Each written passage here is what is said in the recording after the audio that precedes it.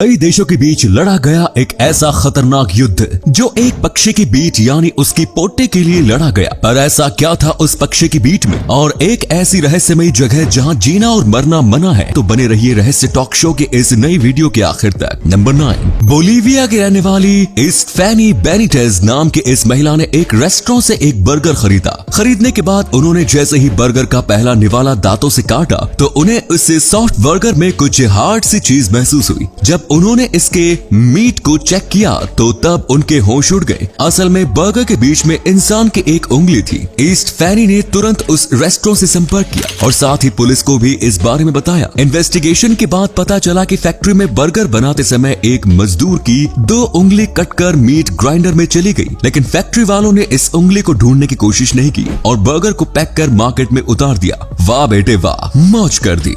Number 8, लड़कियों के साथ सेटिंग करने के लिए ज्यादातर लड़के अपने दोस्त की मदद लेते हैं। आपको जानकर हैरानी होगी कि लड़कों की आदत मेल डॉल्फिन्स में भी पाई जाती है। कई मेल डॉल्फिन्स ऐसे होते हैं जो आपस में दोस्ती कर लेते हैं और फिर सालों साल तक एक दूसरे के साथ रहते हैं। इस दौरान ये फीमेल डॉल्फिन्स के करीब आने में एक दूसरे की मदद भी करते हैं। सच में ये सारे मर्द एक जैसे होते हैं। नंबर 7, एंशिएंट ग्रीक्स में एक ऐसा आइलैंड था जहाँ ना तो लोगों को मरने की इजाजत थी और ना ही जन्म लेने की। इस आइलैंड का नाम डेलोज है। इस आइलैंड पर इन दोनों ही कामों पर प्रतिबंध इसलिए लगाया गया था क्योंकि यहाँ के लोग इस आइलैंड को पूजा पाठ के लिए पवित्र रखना चाहते थे। उस दौर में लोगों का मानना था कि जिस जगह पर किसी इंसान का जन्म या उसकी मृत्यु होती है तो वो जगह अपवित्र हो जाती है। यहाँ तक कि इस प्रतिबंध से पहले यहाँ जितने लोगों को दफन किया गया था उन सभी की कब्र को खोदकर वहाँ से मानव अवशेष निकालकर दूसरी जगह ले जाए गए थे। नंबर 6, अब आप मिलिए इंडिया की यंगेस्ट कॉमर्शियल पायलट मैत्री पटेल से। गुजरात के एक किसान की बेटी मैत्री पटेल मात्र 19 साल की उम्र में पायलट बनकर एक नया इतिहास बना चुकी है। उन्होंने अमेरिका से पायलट की ट्रेनिंग हासिल की है और अब वो कॉमर्शियल पायलट बनने का लाइसेंस हासिल करने के बाद इंडिया वापस आ चुकी है।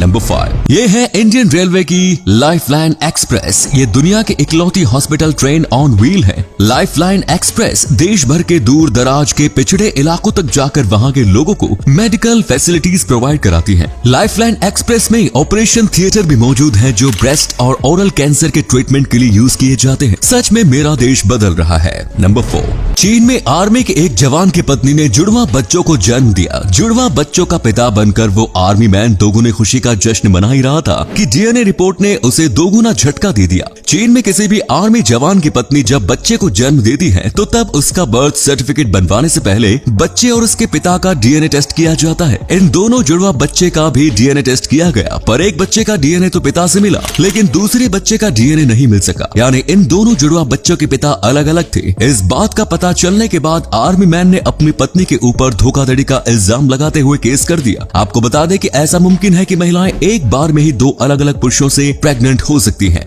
नंबर 3, वर्ष 1845 से 1879 के बीच पेरू की कमाई का सबसे बड़ा जरिया सीगुल नाम के पक्षी की पोटी यानी उसकी बीट हुआ करती थी। ये देश सीगल की बीट जमा करके यूरोप और अमेरिका के देशों को एक्सपोर्ट किया करता था। इस पक्षी की बीट को गुआनो कहते हैं और इसमें नाइट्रोजन अत्यधिक मात्रा में पाया जाता है जो कि खेतों में फसलों के उपज बढ़ाने का काम करता है। आपको जानकर हैरानी होगी कि साल 1879 और 1884 में हुए वॉर ऑफ द पैसिफिक की एक वजह इस बीट के एक्सपोर्ट से जुड़ा विवाद भी था। नंबर 2, वर्ष 1945 के आसपास अमेरिका में ऑटोमेटिक एलिवेटर आ चुके थे, लेकिन लोग इसका इस्तेमाल करने से डरते थे और वो ड्राइवर के द्वारा ऑपरेट किए जाने वाले एलिवेटर्स का ही उपयोग करते थे। साल 1945 में न्यूयॉर्क के एलिवेटर ड्राइवर्स अपनी नई मांगों को पूरा करवाने के लिए हड़ताल पर चले गए। इनके हड़ताल पर जाने के बाद लोगों को मजबूरी में ऑटोमेटिक एलिवेटर का उपयोग करना पड़ा और फिर इसका उपयोग करने के बाद लोगों के दिलों से ऑटोमेटिक एलिवेटर का डर खत्म हो गया और अब लोग ऑटोमेटिक एलिवेटर का ही उपयोग करने लगे और इस तरह से एलिवेटर ड्राइवर्स की नौकरी हमेशा के लिए ही खत्म हो गई।